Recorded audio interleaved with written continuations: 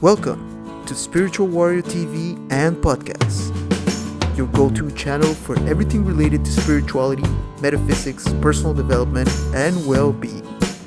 I'm your host, Enzo, and I'm on a journey myself, as a truth seeker and as an explorer, to discover and to share with you all the best tips, tools, and different approaches that contribute to nourish our souls, embrace our humanity, and help us incarnate the greatest and brightest expression of ourselves. Because when we become better versions of ourselves, we make this world a better place. Yeah.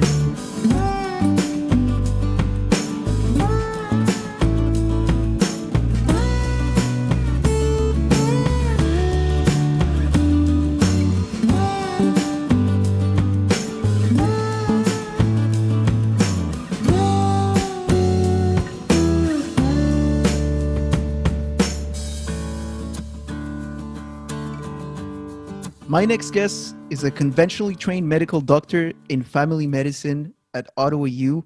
She's also completed a 3-year undergrad in biochemistry. She's the author of the #1 best-selling book, Guide to Healing Chronic Pain, A Holistic Approach. She was featured in Biography TV and PBS Discoveries in Alternate Medicine. I want to give a big warm welcome to Dr. Karen Kan. Hi, Enzo. Thanks for inviting me. I'm so happy to be here. Thank you so much for accepting my invitation, and it's really such an honor to have you here. I just want to ask you that this first question: what made you begin your journey in the medicine world? Yeah, thank you. Well, many people don't know this unless they're in the Chinese culture, but as a young person, our job, definitely as immigrants to the country, I grew up in Canada, our job was to have good grades.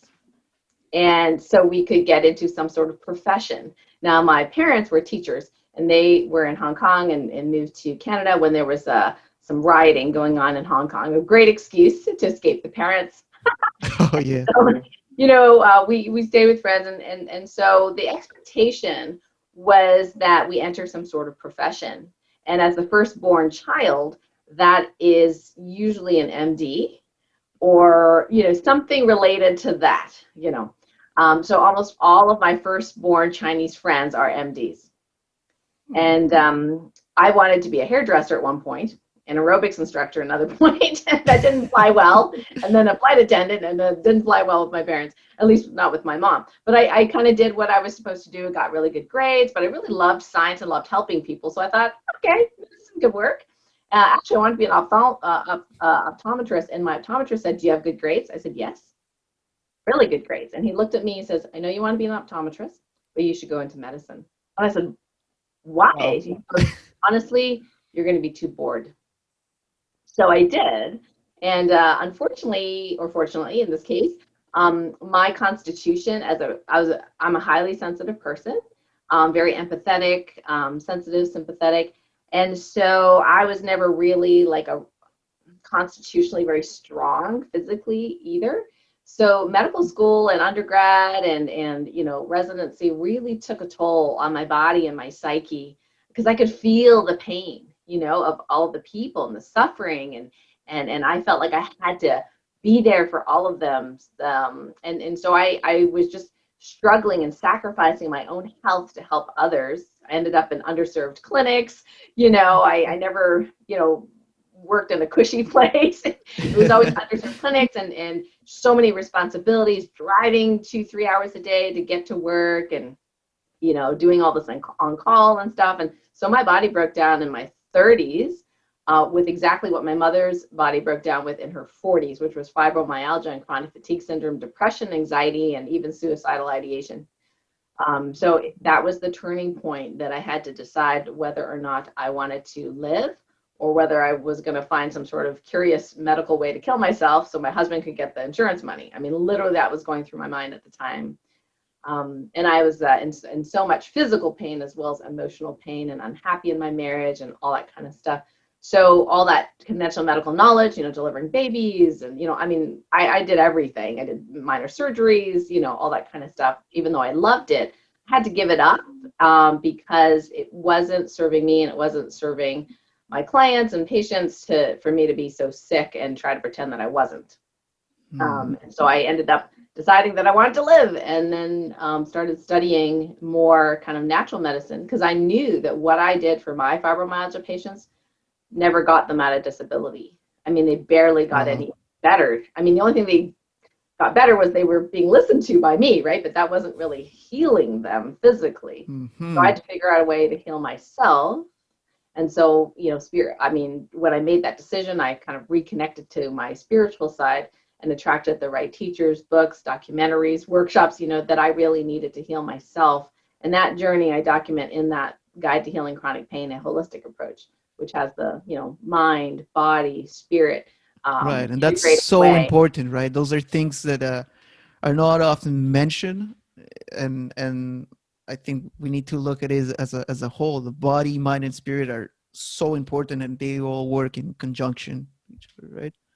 Yeah, absolutely. And that's what we're seeing, this dichotomy of perceptions now with, we're recording this in 2020, where there's still, the COVID pandemic scare going on, and people are seeing in the microcosm, what they feel like they need to do. They need to wear a mask, they need to vaccinate, they need to do all these things. But the people that are in functional medicine, natural medicine, naturopathy, and holistic medicine, are seeing the bigger picture of wellness, right?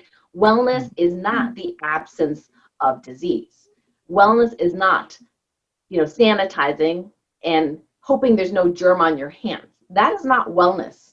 Wellness is, like you said, and recognize, it's body, mind, and spirit.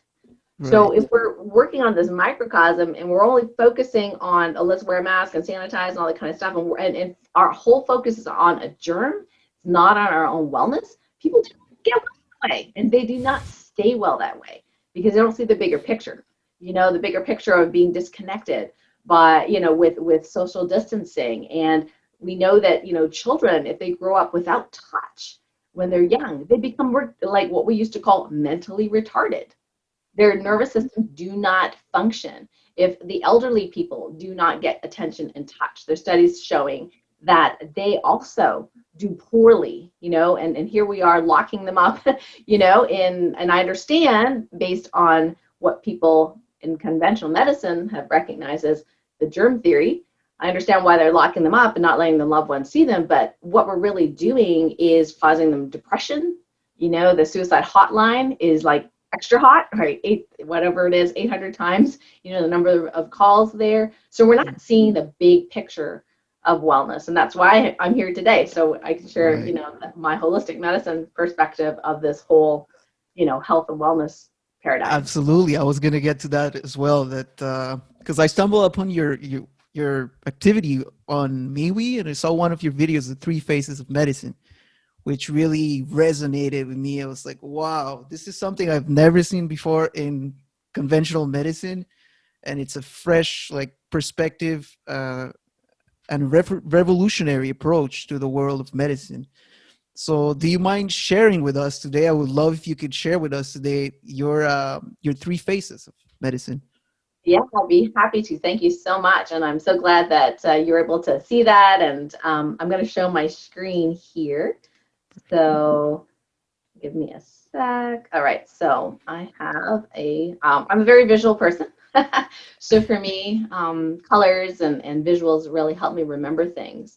And so one of the reasons I created this, Enzo, was because people, and I know people on social media, like Facebook, we're arguing. Right? They're arguing with each other. You have to wear a mask. No, that's against my constitutional health rights. I've got asthma. And other people say, well, you have to get a vaccine because it's the only way we're going to get better. And, and the other people I know, there's herd immunity, and, you need to eat better. And what about vitamin D and vitamin C, right? So people are arguing with each other on this. And I'm not big on disharmony. So I was trying to go, well, how can we all get along? How can we all get along and understand that we're just coming from different perspectives, and within that perspective, the person is correct. So that's where I came up with this, just to explain that, it's not like we all know everything. We don't. But in conventional medicine, and Absolutely. yeah, and because And I was just nobody can say my truth is it's the one everybody's truth, better right? We than your can't say truth. that. And yeah. Yeah.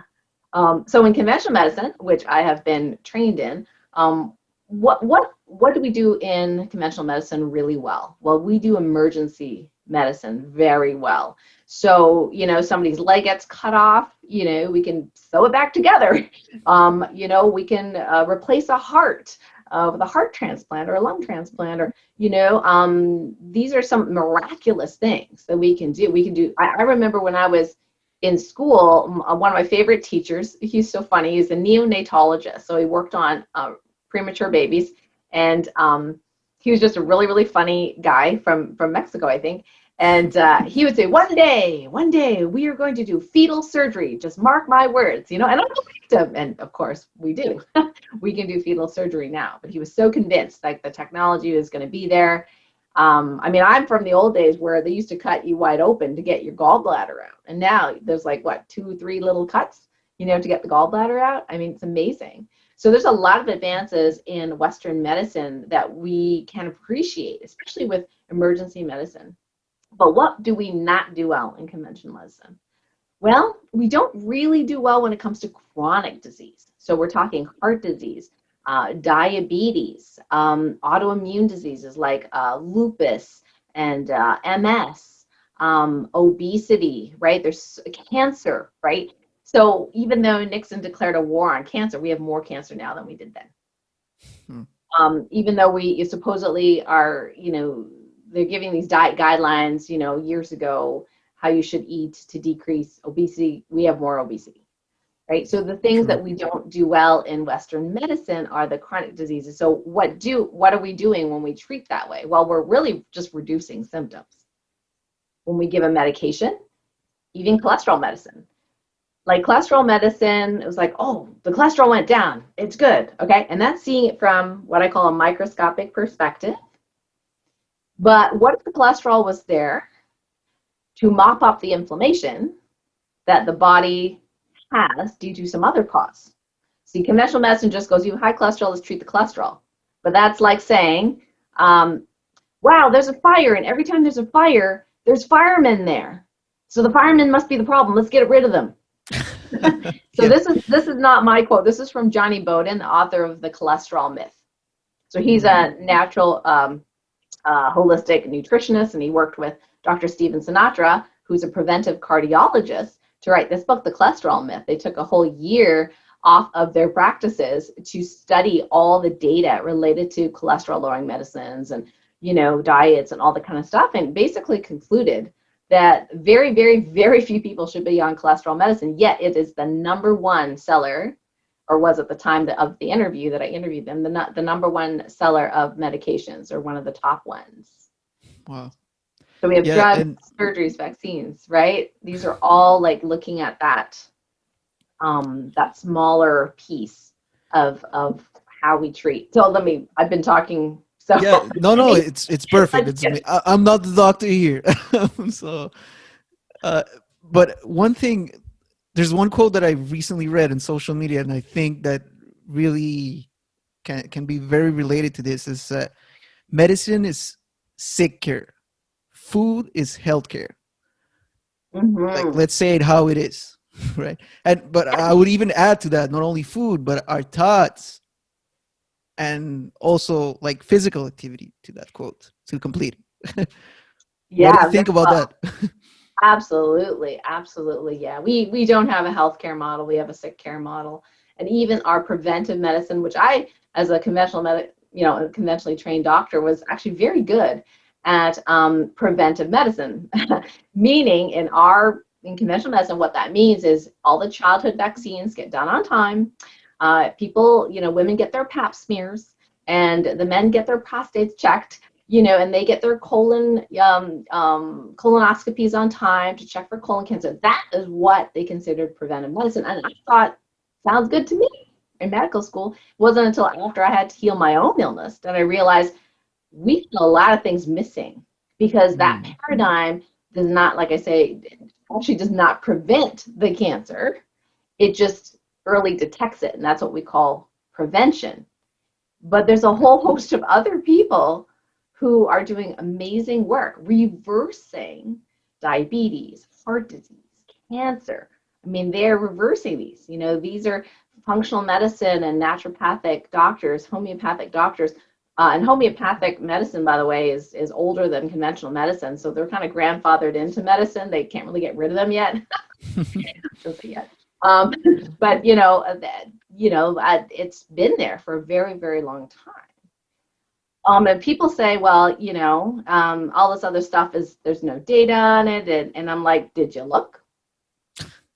Because really, just because somebody said doesn't mean it's true. So people have to do their own research. And then after you start going down the rabbit hole that I did as I'm healing myself, I realized, hey, there's a lot of people reversing illness and disease and even cancer that I didn't know about as a medical doctor. Why did I not know about that?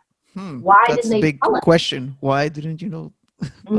And I realized, wait a second, who pays for my lunch at the hospital? The drug companies do. And in the old days, they used to give away stethoscopes, which are, several $100s to medical students. They used to give away trips, to like Tahiti and and then I grew up in Canada, so they put a stop to that. They said, you can't do that. You can't give gifts to doctors because you're basically buying their prescriptions, right? But they still, come into the office and they usually choose and I've experienced this multiple times, so I'm not just making this stuff up. If you are a female doctor, they'll assume, first of all, you're heterosexual, and then they will choose a good-looking male pharmaceutical rep. And I was in a clinic that was underserved with one guy running it, and he was a physician assistant. So, the drug reps would come by every week, and it was a really good-looking, sexy woman. Okay, they knew their stuff. I'm not saying that they just picked anybody out. I mean, they knew their stuff, but it was an attractive woman. The minute I came on board and they realized that the main doctor was a female, they changed it up. Guys started coming. And I thought, isn't that interesting? Of course, I give them a hard time every time asking, what's the data? What's the data? But still, they knew my prescription habits. They just, called on the drugstores nearby, and they knew exactly what I was writing. And I was like, whoa, I'm not very comfortable here. I'm being questioned about what I am prescribing. But that's what I knew back then. So from the perspective of Western medicine, actually I'll show you this wonderful meme from Dr. Jockers. Louis Pasteur, everyone knows in school who he is. He gave us the germ theory, and the germ theory says that there is a germ out there that is causing disease.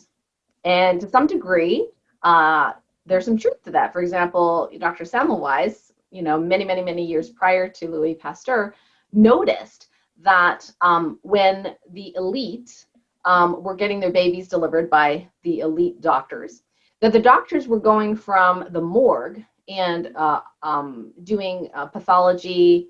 They were doing, people that died, in the morgue. They were working on them, and they would go directly to the suite to do deliveries, baby deliveries, C-sections, that kind of thing. And they had a very high mortality rate. But the midwives that were delivering the poor women, they had much fewer deaths. And he was like, Semmelweis was like, what's going on? Like, why are these rich people dying and the poor people not dying? This does not make any sense, right? So he figured out that one of the habits the midwives has is they wash their hands between cases. And doctors did not wash their hands between the morgue and delivering a baby. So he advised the doctors to wash their hands. Well, they thought he was full of crap. It was like, oh, some invisible enemy? Like, what's going on? They didn't believe him. The poor guy ended up in an asylum, basically went crazy because he got so much abuse for that. And he ended up being beaten to death. I mean, that's a horrible story, sorry. But that's usually the case of people who bring like innovation to society. Always, unfortunately. And then Louis Pasteur, of course, years and years later, kind of proved him correct that there are germs, right? There are such germs. So then we went the swung the other way and goes, oh my God, germs are horrible, germs are terrible, we have to get rid of germs. And, we invented all sorts of Clorox and, all sorts of things to get rid of it. So that took hold. But here's the thing, at the same time that Louis Pasteur was around, his let's say another doctor who was debating him, Antoine Béchamp, said, no, I don't believe the germ theory is what causes disease. I believe that it's the person's immune system and the quality of health in their body that determines disease, with or without germs. And so this argument, this debate went on and on and on. And that theory did not take hold. Louis Pasteur's theory took hold. And supposedly on Louis Pasteur's deathbed, he finally said Antoine was right, meaning that he realized that the person's health had a lot to do with disease. And so that, if we go back to this model, the 3 phases of medicine, in conventional medicine, we only learn about the germ theory, and about the outside sources of illness, and was like, what causes cancer? Oh, no. We just know it's bad. We're gonna, kill it with chemo. Well, isn't that like killing healthy cells? Well, oh wow. Like it's kind of crazy. Because I think, decades and decades from now, we might look back at chemotherapy and go, oh my God, these people were savages. Like, why would you put toxin in the body when you're trying to cure cancer that was not, Yeah. So, and there's only maybe 3 or 4 cancers where we actually have some sort of real success rate, but, that's what we know in conventional medicine. So if somebody's coming from that place, it makes total sense to use drugs, surgeries, vaccines, masks, social distancing, right? Because you think about the germ theory, it makes sense. But with Béchamp and the turning theory, we've got your functional naturopathic medicine specialists, the homeopaths, the naturopaths, right? The functional medicine MDs and nurses and holistic dietitians. Now, the thing is, these people understand conventional medicine and their perspective, but they also go, wait a second. We are not healing the underlying reasons for their illness. If the person's body, their terrain, is healthier, and they actually respect the emotions as well. If their body, mind, soul is healthier, then they won't catch the disease. Like there was a study, I can't remember what paper it was in, but it was like these research scientists were in Antarctica and they were locked up, in this place. So nobody came in and out. And you know what? They all got a cold. And you're like, how do people that have no outside exposure to germs all catch cold? Right? And the thing was, naturopathic functional medicine, they're like, well, duh. They're not healthy. Maybe they're not eating healthy. Maybe it's too cold in there. Maybe they're lonely. Maybe they're, there's all these other reasons why. So the germ theory doesn't really fly if you look at the bigger picture. But these people that are functional medicine people, they address the root biological, nutritional, environmental, lifestyle issues, and some of the emotional stuff that causes or contributes to disease. But we're not going to stop there. What's the 3rd phase of medicine? At least wait, before we move on to the 3rd phase, this is one question that I wanted to ask, is I heard that in an acidic body, that's where sickness can develop easier than if you keep a body that's alkaline. What do you think about that? Is that true? Yeah, so it is true, and that's in that the auspices under that functional medicine, naturopathic medicine. And what's really interesting is I've met, people over the years, and there will be somebody who, has quote unquote the perfect diet, including the perfect alkaline diet, and yet they get cancer. And so then other people are like, well, that's a bunch of hooey, right? That doesn't work, right? Because, well, that person had an alkaline diet and they still got cancer. There's a lot of other factors that have to do with disease, not just the physical. And by the way, even if you read the books on acid, acidity and alkaline, they will clearly say that if somebody has emotional issues and they're angry, unresolved emotions, guess what? It causes the body acidity. So, you could have someone who eats, I don't know, corn-fed beef every day, right, which is considered highly acidic. But if they are happy and joyful, guess what? They're going to have an alkaline body and they may not get a disease. Whereas maybe somebody who is, maybe vegan, very health conscious to a perfection, okay, maybe very hard on themselves, may have a little depression or whatever, but they eat perfectly, they might die of disease because their mental emotional state isn't aligned. And there's so many other reasons. And that actually segues really well into that third phase of medicine. Should we go there or do you want to ask another? I'm all ready. Let's do this. Okay, awesome. So in the third phase of medicine, which a few, at least medical professionals have touched into, but I have basically because of necessity to heal myself. Because here's the thing. If people go, well, conventional medicine, I'm not going to believe in that hooey naturopathy stuff or the spiritual medicine stuff. I'm like, okay, that's fine. I mean, because that's what they're comfortable with. That's the perspective. But if somebody argues with me about that, well, you shouldn't listen to those doctors. They're a bunch of quacks, right? I go, okay, so from my perspective, I go, okay, these doctors never reverse disease. These doctors reverse disease on a regular basis. Who do? Like, really? Like, hello? You know what I mean? And it's so unfortunate that, naturopaths are seen by some people, by some skepticals as like quacks because they're missing out on a lot of stuff there.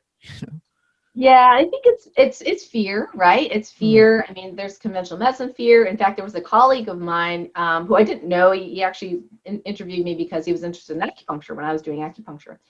And I said, oh, you want to expand acupuncture? He goes, I'm changing careers. And the reason was, and this is just a few hours away from where I used to practice, he had a multimodality clinic. He had massage therapists, dietitians. I mean, for the North Country where I am, we're usually a little behind the big cities like, LA and stuff like that. So this was very new. And a colleague of his reported him to the state, and the state came in with guns.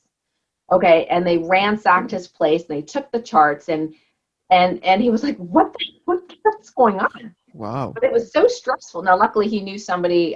He happened to know somebody who used to be in the FBI or something like that. He found bugs, in his home, and they opened his mail, and he's like, "I'm just a doctor." That's right? crazy. And what was their excuse to come in like that? Well, there was a complaint, but they won't tell us who, but most likely from a colleague. The thing was, this guy was doing chelation therapy at the time. And this doctor was taking people off the coronary artery bypass list.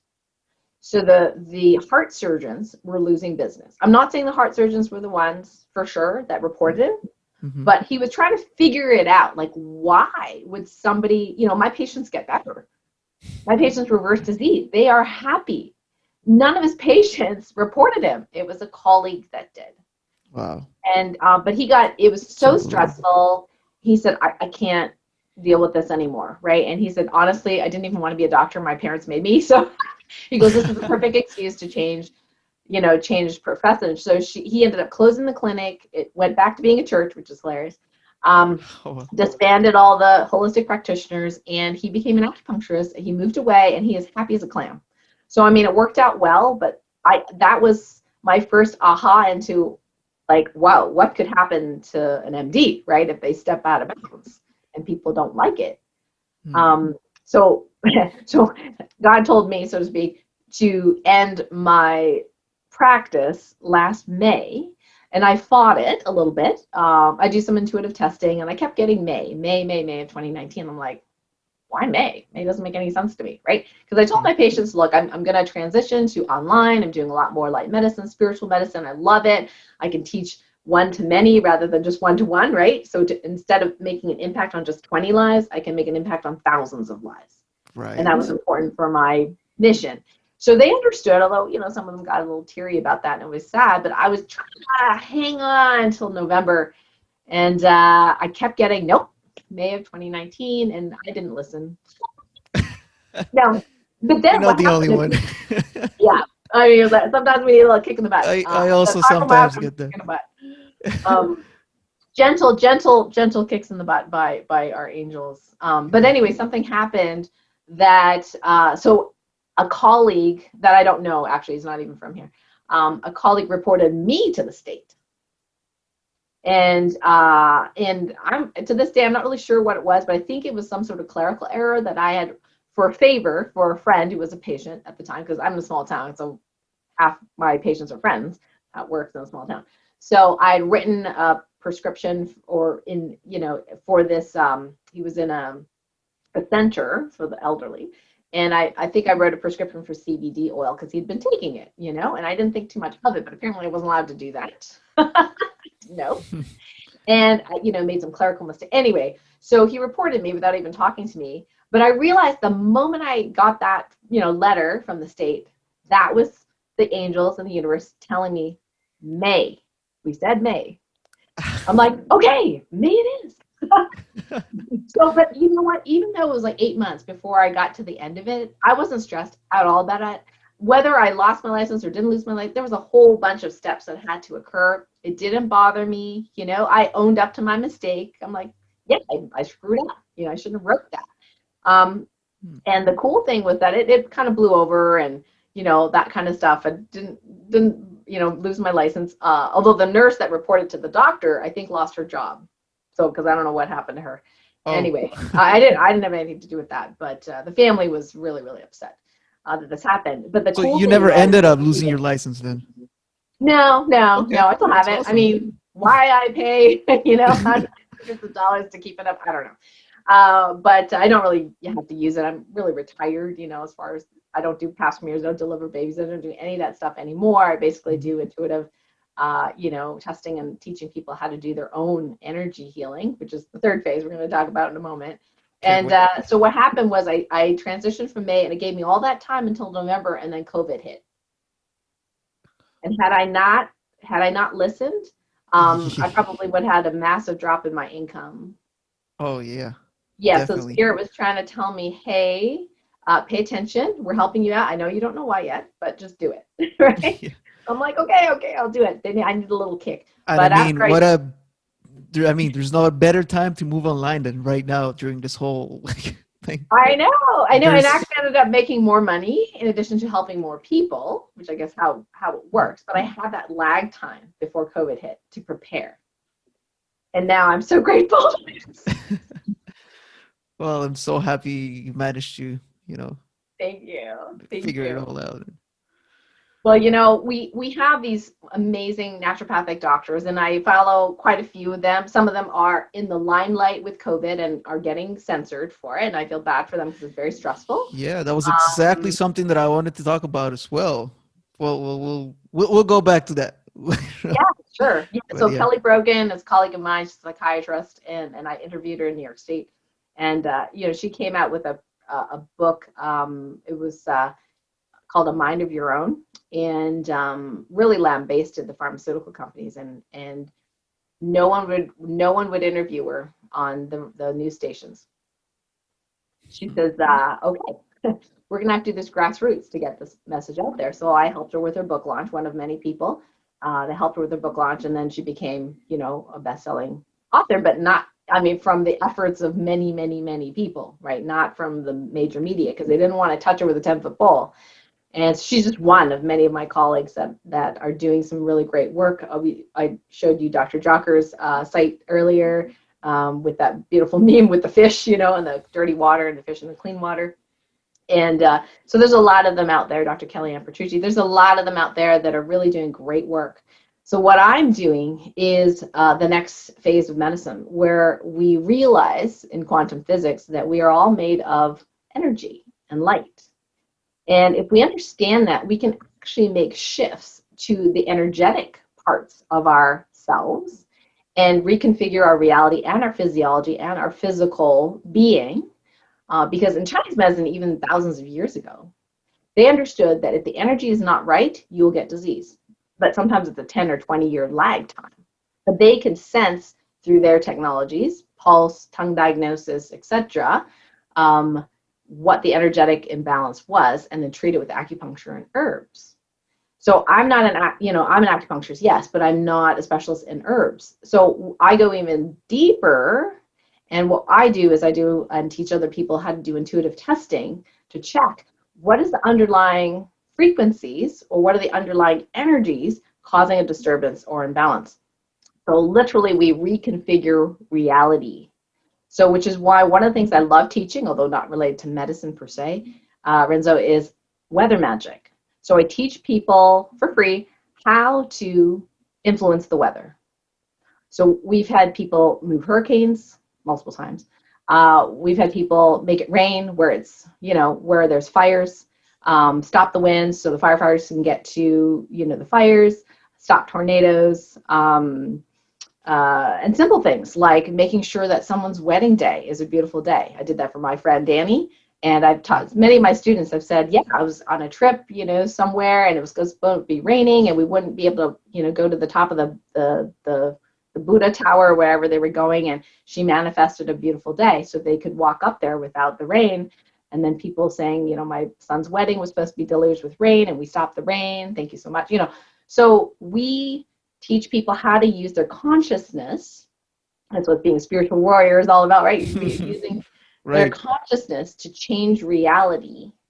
And so we can teach people how to empower themselves to get to the root, if they wish to learn it, the root issues, energetic issues of what's going on with the soul, with the spirit. Every physical toxin, for example, has an energetic version. So mercury toxicity, for example. So the functional medicine people here in the second phase would say, hey, you got heavy metals, let's get rid of the heavy metals, right? Let's do chelation therapy, blah, blah, blah, right? So in energy and light medicine, we go, oh, wow, you have heavy metals. Let's neutralize the frequency of the heavy metal so that your body doesn't, stay in this imbalance. It doesn't mean that literally, at least not yet, I can prove that we can completely eliminate, overnight, all that physical heavy metal. But the frequency of the heavy metal is more of a problem than the heavy metal itself, one could argue. And one of the companies that I work with, Energy Tools International, they can copy positive frequencies of anything, including diamond, including amethyst, including healing love. And in fact, they are helping me with my jewelry line. This is called the Ascension 3 jewelry line. Nice. This piece has some of my healing energies in it already, as well as the frequencies of hiddenite, flower of life, and the Schumann resonance, which helps with EMF, stress.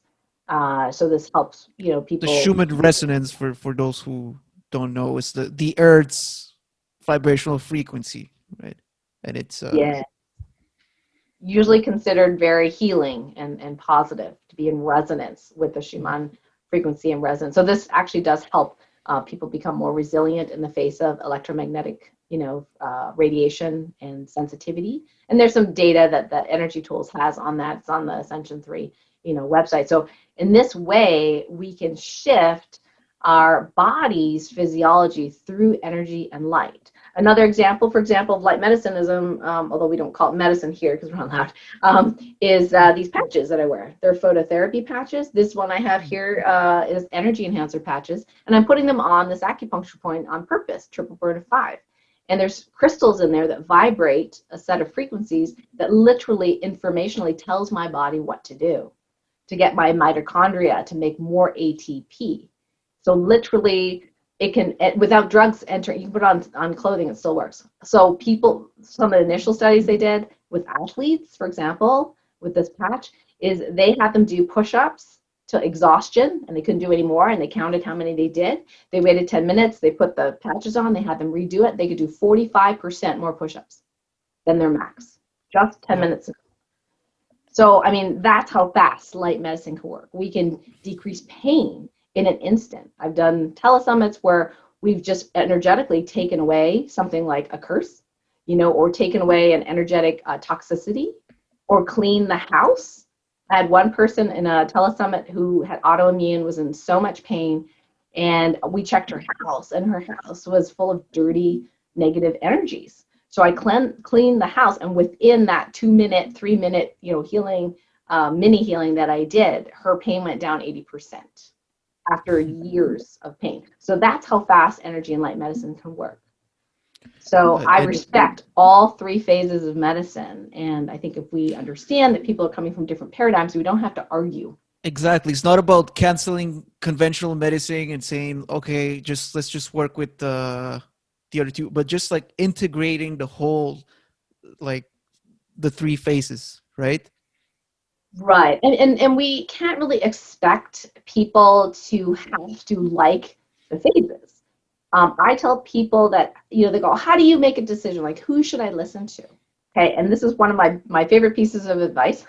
I said, who should you listen to? If you're looking for, do I listen to government? Do I listen to this doctor, that doctor, whatever? I said, look at their lives. Look at how you feel when you're with them, that person. If they are radiating health, joy, and maybe they're not perfectly healthy, but what they're doing, you like what they're doing, and it feels right to you, then listen to them, right? That's it. But unfortunately, I know there's quite a few of my colleagues, like including one of the doctors of my dad, one of his cardiologists. Now, mind you, he was kind of into coenzyme Q10, so I was kind of like, woohoo, kind of really excited about that. But he ended up with cancer, and he died. And the covering cardiologist, really great guy, okay, but he's clearly overweight and does not look healthy either. And, when I suggested gently that maybe my dad does not need this particular medication anymore, he's like, no, I really think he does. The evidence is like, I think he really needs it. We didn't argue about it, but, he had his point of view. But yet, probably down the street, there's another, kidney specialist who I just found out through a telesummit in Toronto. And he's doing a completely different thing than all of his other colleagues. He's talking about, diet, and he's talking about mindfulness. He's talking about meditation. He's talking about, all this really, really cool stuff. And it makes sense because we see sorry, what was that? No, I was going to say, if whoever's giving you advice looks joyful, looks healthy, looks balanced, and you want what they have, then go ahead and listen to them. That's my advice. Yeah, that's exactly it. Because now they're telling us, listen to the experts. I think, well, the whole word expert, that's a whole debate in itself. Because okay, let's listen to the experts. But when you got experts contradicting each other for everything, like vaccine, no vaccine, masks, no mask, and hydroxychloroquine, which is something I want to speak about as well. And they're like, okay, how do I discern what's, how do I navigate through all of this? And yeah, absolutely. It's so difficult for people, especially nowadays, because like you said, there's so many opposing points of view. There's so many experts. And the other thing, in the COVID pandemic space, in addition to who do I follow, somebody that looks is, healthy and that kind of thing, is follow the money. So, meaning that follow the interest. Does someone have a vested interest in this financially to make that recommendation? Just like in Canada, they stopped the drug reps, that's what we used to call them, drug reps, from, gifting us hundreds of dollars of, stethoscopes and, trips to Tahiti and, all that kind of stuff. They stopped that because they knew that doctors were being swayed by the pharmaceutical industry to prescribe their newest and most expensive drug rather than the least expensive drug, like hydroxychloroquine is really cheap. So were doctors giving bonuses for prescribing certain types of drugs over Not others? directly, okay. But here's the thing, there's an energetic exchange that wants to happen, right? So if somebody's super nice to me and give me gifts, I want to give back.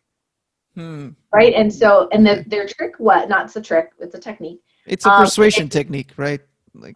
Yeah, you know why it worked, and I'm not even sure that it wouldn't still work, but it's still working, I would say, for those in conventional medicine. What happens is their newest kid comes on the block, so the newest drug comes on the block, right? And it's super expensive because it's new. They spent, millions of dollars in supposedly in research and development, right? So they want to get their money back and more, and they usually do in the tune of billions, but they try to get the new drug out. So what they do is they give a lot of free samples to the doctors. Because I worked in an area that was underserved. So if somebody did not have insurance to pay for it, they could get the free sample. And the idea was if you gave the free sample to the patient liked it and did well on it, you would continue to prescribe it. Not maybe to that patient because they can't afford it, but to the other patients that can afford it. So you see how it's not illegal, what they were doing, right? But it's like it made sense, right? If I saw my patient getting better, you know, Right. with this, yeah, and I gotta tell you, there are some ones that we gave away like candy that are now taken off the market because of, you know, things that happened later that they said was cardiovascular risk. These COX-2 inhibitors, you know, for pain.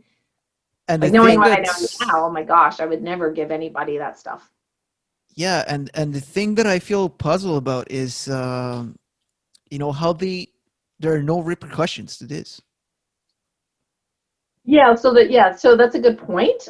So the drug companies, they don't, well, because people were suing them in the past, they have protection now. So you can't really, vaccines, for example, you can't really sue the vaccine manufacturer or take into court for any problems or side effects or complications.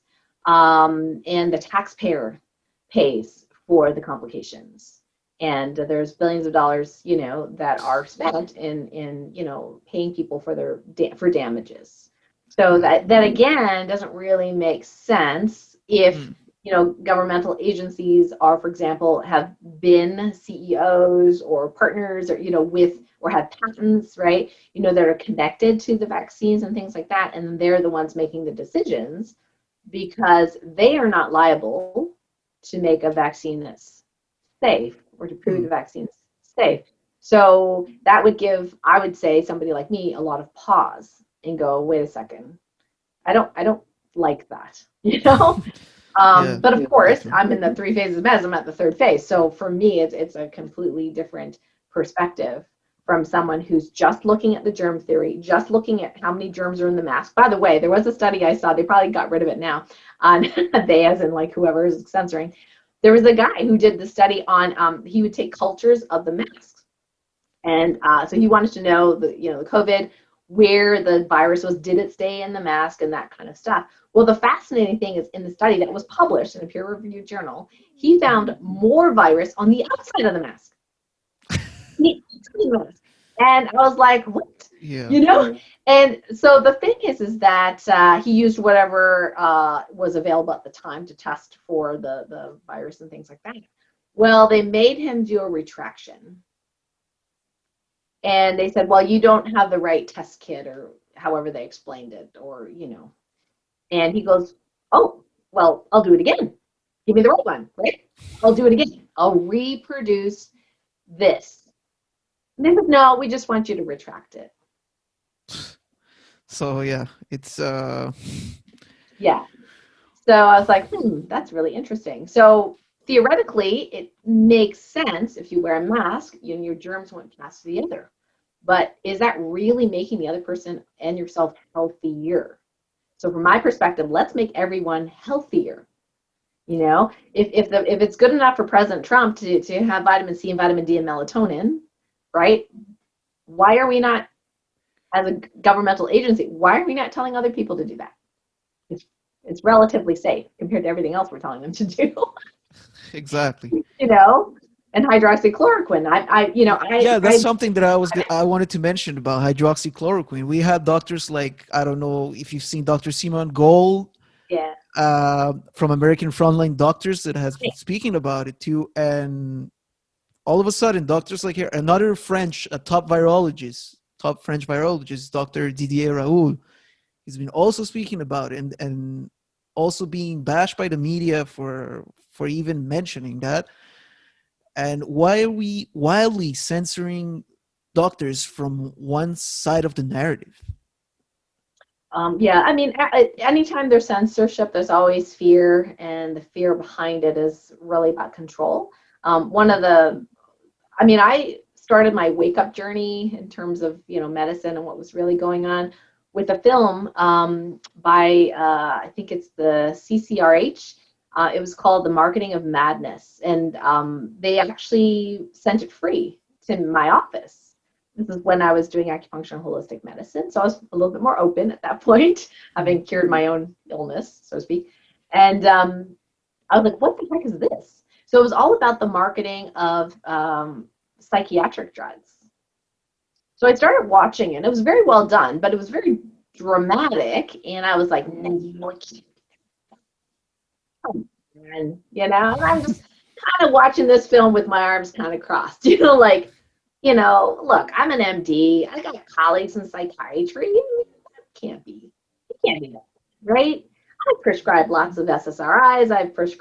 My mom, was clinically depressed for forever. And without her drug, she was a mess, not knowing that it was the withdrawal symptom of her stopping the drug that made it worse, So I'm just watching this with my arms kind of crossed, like sort of open, but not really. And then they made their point because partway through the film, they taught these psychiatrists came to Congress, were in front of Congress because they had millions of dollars tax evasion. So they were being highlighted, and they were highlighting these papers that they wrote, talking about how well this pharmaceutical drug works, psychiatric drug. These are very famous and well-known research psychiatrists. Well, guess what? The doctors on film, were saying, well, I don't really know about it. And they were like, well, your name's on this paper. And it came out that they bought that. He never did the study.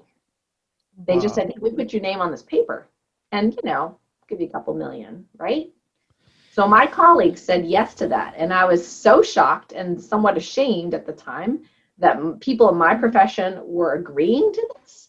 Like, it really opened my eyes. And then I started going down the rabbit hole, Enzo.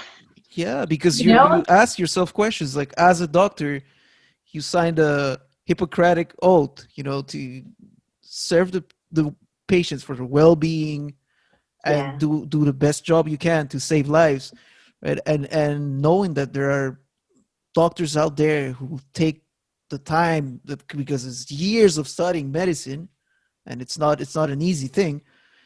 And then they start acting this way. To me, it's very disappointing, to say the least. It is. And that's not the majority. We just want to make it clear. It's not the majority. Of course. Right? It's not the majority of conventional medical doctors.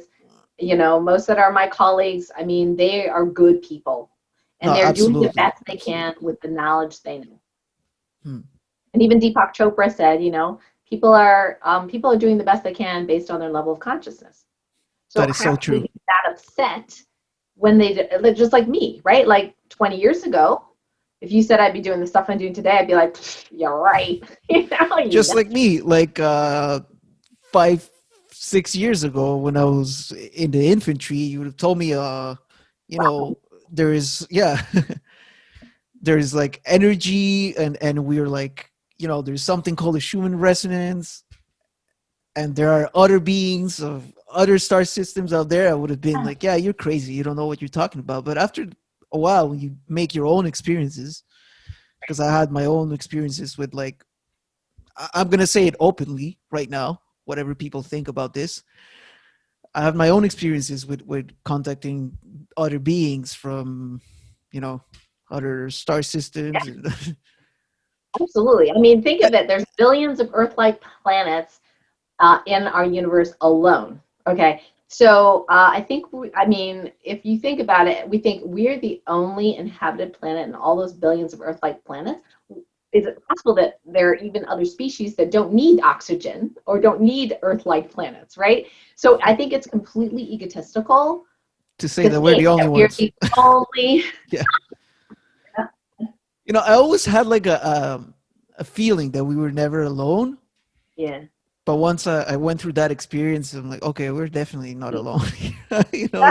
There's no way. And, it's crazy that till today in our society, it's seen as like a taboo to talk about this, when in reality, there's nothing more natural.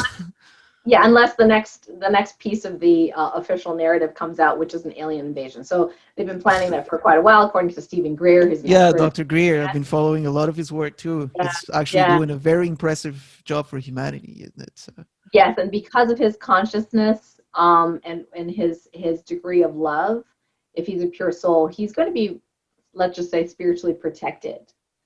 And anybody that when I'm allowed, anybody that I'm connected to some degree, I can afford, not me myself, but my, whatever you call them, will afford some protection to those that are in need of protection. So yeah, so one of the doctors that I interviewed, who was getting, the day before I interviewed her, and she had some controversial things to say about medicine. I woke up completely choking, like I was being suffocated. And I thought, this is really weird. It feels like an entity kind of nightmare, like ghosts and demons and things like that. So I checked. It wasn't mine. It was her stuff. And I was like, what? And so I thought, okay, should I tell her? Shouldn't I tell her? Right? because when we So I say cleared whatever. demons, like when we talk about demons, I think more of just dark entities, like some like lower vibration entities. Yeah, they're just consciousnesses, in this case without a body, that have lower vibration. And I recently, sometimes they have jobs to do, that I'm not allowed to intervene because it's part of that person's experience. Right. It's part of their evolutionary process. That too. They have to Yeah, go through that too. that in order But to I grow. did brave telling her this, and luckily she had already heard of entities, and because of what she was about to release, her, the information was going to be so important. Yeah, they were definitely trying to sabotage her team. So it wasn't just her; it was her team that they were trying to sabotage. So I did a clearing for them, and she was like, "I need all the help I can get. Thank you so much." So these, that's kind of that light medicine job, right? That's the stuff that I do, which of course is obviously not conventional medicine or functional medicine. And hydroxychloroquine's, that is just, it's in traditional conventional medicine, but this is where they're between the first and second phase of medicine. That's where hydroxychloroquine is. It's still medication. It seems to have, people are reversing COVID-19 symptoms, with it, whether you call it a cure or not. I think that's debatable. I mean, they like to call it a cure, which is why they're getting in trouble. But I think there were plans a long time ago to make sure that people weren't going to use hydroxychloroquine because there's some, at least in vitro data, that it is, which means not on humans, that it is helpful for the original SARS. And because the SARS are so close together, like they're almost, not quite identical, there's a few things that are different. Why not use hydroxychloroquine since it's been around for 60 years? Yeah, that's what And I was going to say. It's been around for 60 years. So why now are they choosing to why now remove are you that from the restricting, tablets? right? Yeah, I think if somebody's heart is open to different possibilities, then I would say, wow, that would be something I would question. And for now, they're infringing on the sacredness of the patient-doctor relationship and not trusting even conventional medicine doctors to make the right decision. They're now telling them what to do. And I can't imagine what it feels like now for those that know what they want to do and cannot prescribe it. So I would say, for my colleague, not that they're calling me, but I would say, let's go to the next phase, right? You can't use hydroxychloroquine. There's a lot of other things you can do. So start learning. And what you're talking about for the world of medicine, I think also can be applied to other, like to our system, because our system, and I've said this before, our system is broken, right? And when I say system with a big S, I mean the different spheres of our system. Like I'm not only talking about like medical, I'm talking about like scientific, pharmaceutical, the food industry, agricultural, energy. Like I'm talking about all the spheres of our system. And I think what you're doing right now, it's integrating a more holistic view of the world of medicine that we can apply to all the other spheres of our system. Like, or, for example, for physics, you're talking about Newtonian physics can benefit a lot from integrating quantum physics as well. We'll get a. Do you think like the disciplines are not communicating well with each other? Would you say that, or like, because I have this feeling that Yeah. Well, I think that, I mean, this is very, very old. It's a separatist view of the world as opposed to a holistic view of the world. And that started many, many years ago. And, you know, I love, and you probably do as well, Dr. Bruce Lipton's work. And it's a great series on Gaia called Inner Evolution. And he discusses some of the quote unquote research that we have believed and is still taught, unfortunately, in schools about the survival of the fittest, you know, and it's actually not true. I was like, what? It's not true. It's actually cooperation in nature, and even the the whole survival of the fittest thing is, we kind of took an idea that was just a theory, which has now been proven wrong, and made it like the golden rule, like.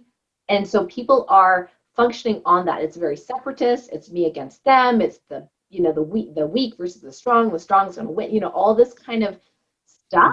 You know, and that's why we have wars and all that kind of stuff. And to come to find out, it's not true, right? So the paradigm shift, unfortunately, isn't going to happen by trying to get these parts talking to each other, because they have a vested interest in not talking to each other, and a lot of it's based on money. But why is it based on money? Is because they're in fear, right? So if I feel like there's a limited amount of money and I need to have it all, or my family, or they're elite, or whatever, or they're better than you, whatever, and then it's fear, and so we perpetuate this separatist kind of worldview, paradigm that unfortunately is not sustainable. And that's why the Thrive movies are out, right? To try to teach us, hey, there's other ways of doing this. But the cure, if you will, to all of this is not on this surface level, on the governmental or rules or that. It actually is on the bottom level, when it comes at the end of the day. What it is our own individuated consciousnesses. If we vibrate at that level of love and peace and joy day in and day out, no matter what is going on, no matter, if heaven forbid, governments decide to mandate vaccines, can we still be in a complete control of our own consciousness? Because that's going to be a test. Can you still be in peace? Can you still sleep at night? I know healers that, I talked about this in another interview, that could not sleep for weeks after Donald Trump was elected. They could not believe that spirit would let that happen, because they had a perception that that was bad. Now, I was definitely curious, but because he's not my favorite guy. Not that a lot of politicians are, but I had a conversation with Source, and I said, okay, I asked for what was the highest good. Are you telling me this is for the highest good? And the answer was yes. Now that could be because it's very disruptive, right? And maybe we need a big shakeup to wake up. I was like, okay, it's for the highest greatest good, I'm gonna go with it, right? So that was my attitude. But if we can control our consciousness, and the book that's actually releasing soon, November 4th, or I don't know when this is going to be aired, but anyway, November 4th, Navigating the Clickety-Clack, How to Stay Peace-Filled in a Seemingly Toxic World. I'm writing that with the secret stars, Bob Proctor, Jack Canfield, Christy Whitman, some of the big names in the book. So it's a compilation book on how do you stay in that centered, grounded, joyful peace state no matter what happens in your life. And that is going to change our reality. That's the future of medicine. That's the future of light medicine, is if we can have full, not 100% control, but if we have full access and understand that our consciousness makes a different reality, the more people wake up to that, we don't have to worry as much about what's going to happen in the future, because guess what? We're going to create that future. Because together. We are creators and co-creators of our own reality. Yeah. Right. Absolutely. Yeah, absolutely. Because we look at our world and it's such a complex world with so many faces that having a unilateral solution to me doesn't make any sense. The solution has to be a holistic solution for, Yeah, and it has to come from within. yeah. So the people are feeling completely helpless. They're feeling helpless. They're feeling like they're out of control. And we actually see, these emotions in Dr. Bradley Nelson's emotion code chart. Right here. I just did a healing on Facebook for free on healing grief because somebody that was close to me literally killed himself last Tuesday, and I was like in total shock. I didn't know him well enough that he would confide in me, but they're right here, in the emotion code chart, helplessness, hopelessness, lack of control, defensiveness. I mean, these are all emotions coming up for the collective. And there are ways in which, I can help clear these things. But if we can't influence our own consciousness, and if we're not staying at peace, if we can't sleep at night because we're so worried, we're not helping anybody. And any of these other seemingly holistic solutions to tell other agencies what they should do is not going to work. We have to start with ourselves. Absolutely. So we come to the conclusion then that conventional medicine, just to make an analogy about what you said, conventional medicine should be there as a lifeguard, not to teach us how to swim, per se.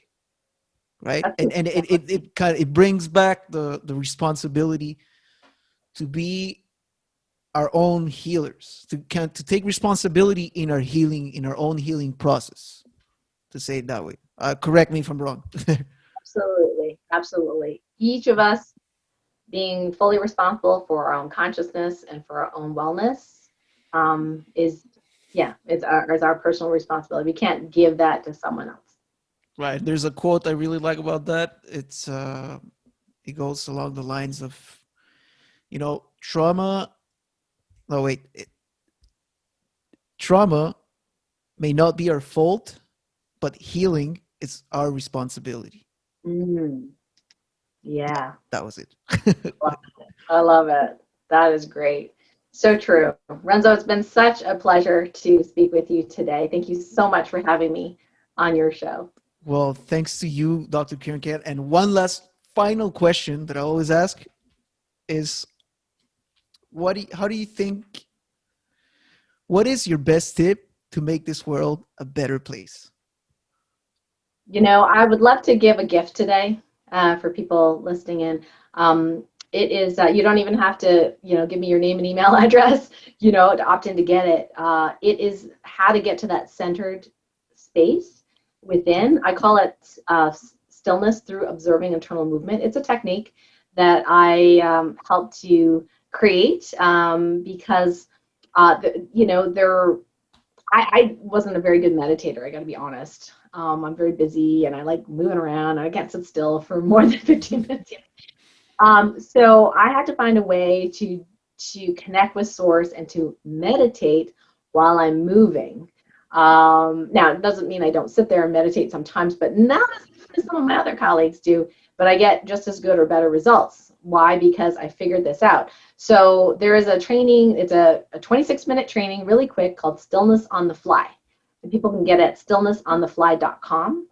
That is my one thing. If there's nothing else that you do from, or learn from this interview, is learn that.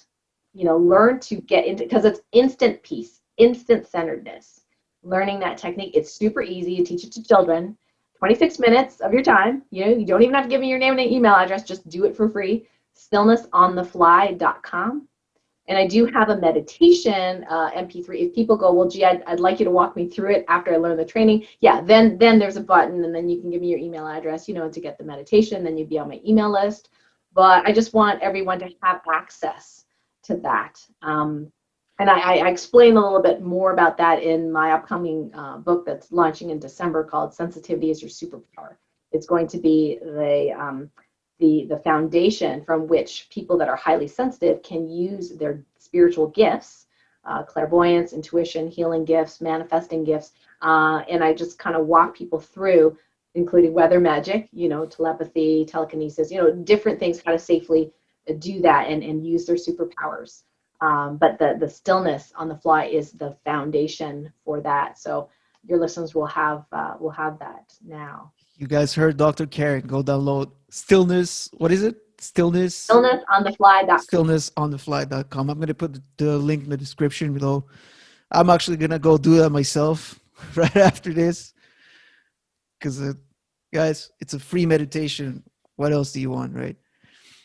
And, well, I think we've covered pretty much. Oh, one last thing. One last question that I'm going to add in there. You were one of the first ones to study the PCR test, right? The polymerase chain reaction. Did I get that right? Yes. Polymerase chain reaction test, which is currently being used to test COVID. I want to know basically how reliable are these tests? What's your experience with them? Well, when I was doing PCR back in the day, I was in medical school and was doing like a summer job in biochemistry because I also had a biochemistry degree. And I remember Brent, my the graduate student, and I were struggling trying to like change these like test little tubes into different baths and different temperatures, and eventually they made a machine. So it is 1,000 times faster and easier and more accurate than what we were ever doing. But if you actually, and I'm not an expert at PCR anymore, I won't even pretend to be, but my understanding is that depending on how many cycles you replicate, or plug in the machine, you will either get not sensitive enough, so you're going to miss COVID cases, or too sensitive, and that means, even fragments of, pieces of DNA, you'll actually get false positives. So in science and public health, we talk about the specificity and the sensitivity of a test. You want both to be ideally over 95%. We're not there yet. So sensitivity, specificity, and depending on how many times, it's not the best test. There was another, I believe he's a researcher, medical doctor. I can't remember his name right now, but he actually wrote to the WHO and Dr. Fauci and said, hey, I've got a 2-step test. It's going to be a heck of a lot more accurate than what we're doing right now. And I'm going to make myself available to help us get better testing for PCR. Help me get better testing for COVID. And he never got an answer back. Oh. So Okay. he called, he emailed. In fact, this letter has been published on Robert F. Kennedy's site, Children's Health Defense. And I read it and was really shocked that, well, not so much now, but was really shocked that he got no response. So it's like, the powers that be don't want a better test. We definitely need. They didn't even say, "Oh, we don't have the money for it," or there was no communication. So no, it's not the ideal. Now, the interesting thing with what I do in light medicine, energetic testing, we can actually test for the frequency of that virus. And by the way, we've actually done healing on the virus itself, and it wasn't even as toxic or virulent as it was supposed to be. Let's put it that way. So yeah, so I won't tell more because that's in a private program where we talk about that. Yeah, no, for sure. You don't want to give everything. You don't want to give everything away. I understand. No, it's not that. It's just there's certain things that it probably is not. It's best for not to be publicly known. Let's put it that way. Perfect. No, so you're right. So we learned from this that we need a serious conversation in our society, right? We need to sit doctors down with opposing views, not being censored, and really bring in facts, statistics, and debate this whole thing, because I think this is something that we're missing in our society today. A healthy debate, and I wouldn't even call this a debate, just a conversation, exchanging ideas, because this is not a point of proving someone wrong, but rather just digging deeper and finding out more truth. I think it's going to be really challenging to do that because our level of consciousness needs to be recorded first. You're gonna if you have a phase 1 person talking to a phase 3 person, they're not going to be speaking the same language. And some people are not going to be open to that. So the only people you're going to get in that conversation are people already open to learning, like I was through my illness, learning more about the phase 2 and phase 3, parts of medicine. So again, the responsibility comes down to each and every one of us. We can hope for those things, but that's not going to be the cure. The cure is going to be you and me and our listeners. Always comes back to Doing that. our illness, doing our work. Well, thank you so much for the amazing work you're doing, Dr. Karen. It was such a pleasure to have you here. My And, pleasure. Like I said all the time, much love. Thank you so much. Enzo, much love to you too. Thanks for the work you're doing. Thank you so much for listening. And if you haven't done this yet, go get yourself a copy of my free ebook, The Thrive Method, a 6-step guide to naturally align yourself with your life mission, regain your power, and fully thrive, on my website, renzoruizhas.com.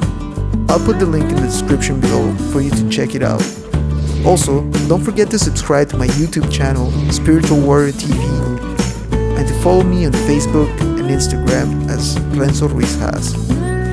I want to express once again my biggest gratitude for your support, and see you on the next episode. Much love.